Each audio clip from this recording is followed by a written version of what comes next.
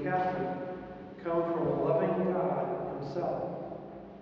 Going back to the beginning, the book of Genesis, the book of Genesis highlights God so loved the world that he created. He gave us everything that there is, but all of it is a gift. The most significant gift, it says on the sixth day, he created man and woman and invited them to share with one another the totality of their love. Throughout all of that time, even further on in that book of Genesis, he talks about Abraham and Sarah and promising to them to be the parents of many nations. Now, I don't know that we have that literally in mind for the two of you, but spiritually we do. The gifts that God has given to you to share with each other, and then those gifts that you can share with the larger world, does help nations. It helps family life. It helps bring people together instead of tearing them apart.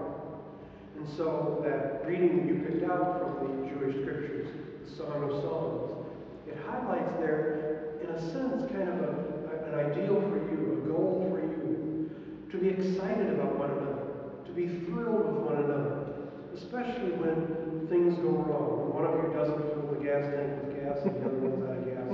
Those little things happen in life.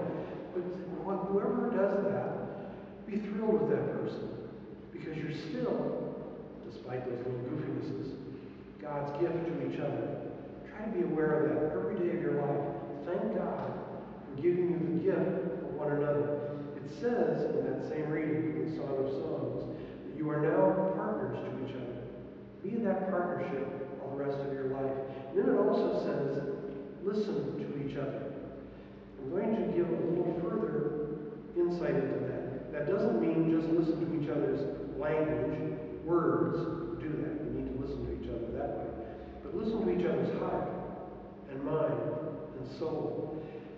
You've got 50 years ahead of you. After that, you're on your own. These first 50 years, spend that time trying to come to know better each other. You commit your love to each other. You give yourself to each other today as a gift. I'm going to suggest now, don't forget to give a lot of gifts to each other. Don't forget this wedding anniversary. Don't forget your birthdays. Don't forget other big things in your life. Be sure to get a gift for each other. But every day, be aware of the tremendous gift that God has given you through your parents to give to each other. And that's the gift of yourself, body and soul, heart and mind. That's the real gift that a loving husband and wife have to offer to each other, even every day. And every day when you do that, it brings you more fully alive. Then we go on to that final reading, Wedding Feast of Canaan. We believe God started both of these great faith communities.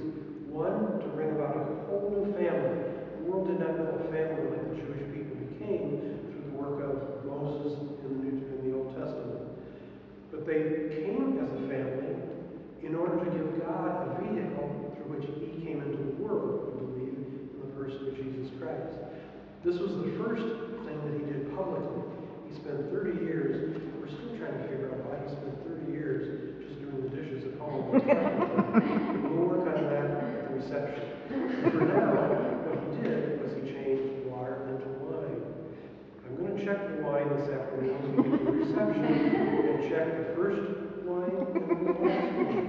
Let's see where we're going. But of course, all those readings mean more than that. What it means there is the best is yet to come. You come together in the vows that you pledge to each other, and you're going to be husband and wife, and that's exciting, that's delightful. But also be aware that it gets better as it goes down the road, and you want to help it get better. It has to be with God's power, with God's love. Do that. That second reading, I just want to rephrase it a little bit. It highlights that God is love, and God takes care of all of us because of that love. But I want to say a little more than that, what that reading says. God is love. And whoever lives in love lives in God. And so every day as you live with each other, that means you're opening your hearts, your minds, and souls, but also your home. Be hospitable people. I know you are. The professions that you have, the professions that you want, you're going to be hospitable people. You're going to welcome people into your lives. You're going to go into other people's lives and help them become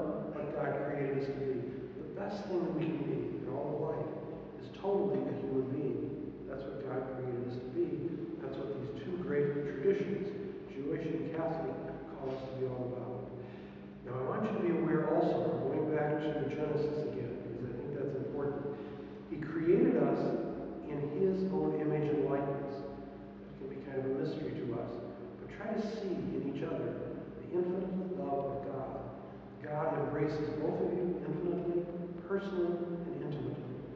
Intimacy is an essential part of real love life. So look at each other every day.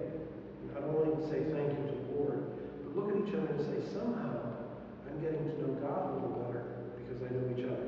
Now, it doesn't mean either of you are ever going to be perfect. Don't try to get into that situation.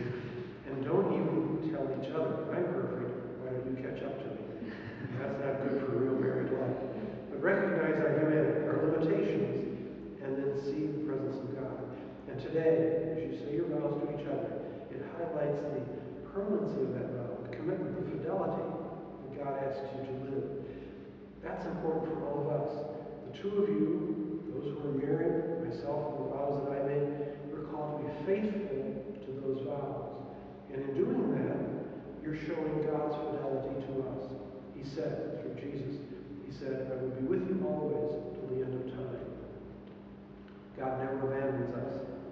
The sense of God that we have says that God can't abandon us. If he ever abandoned us, it wouldn't be God. It would be somebody like us. We're called to be like God rather than God like us. He became one of us to show us a little bit of that. So, be good in public policy. I know you work for PepsiCo now, so maybe we'll start with Pepsi tonight and then go on to the wine, okay? But you'd like to get into public policy. You also are a good psychologist in memory, you told me. And so I've signed up already. But stay with all those talents. Take the talents that you have and share them with the larger community. And I mentioned to you earlier that they really have kind of a hang-up about politicians. I would like you, I'm going to, with everybody, but like you, help people become statespersons, statesmen and stateswomen, rather than just politicians. Listening to the folks and then doing whatever will get us elected. Good policy based on principle and directed to that principle by God's real presence.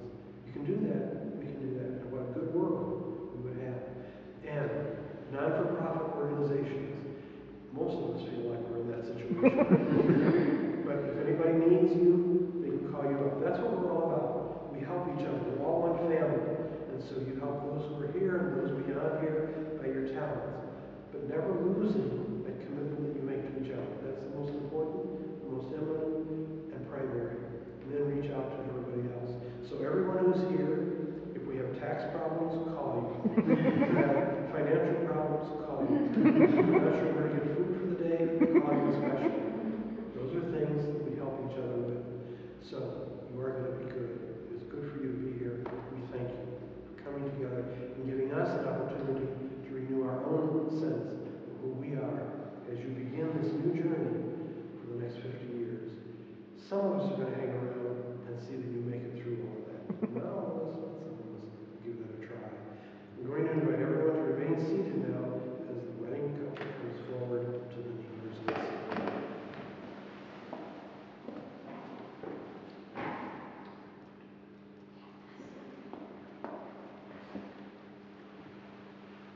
My dear friends,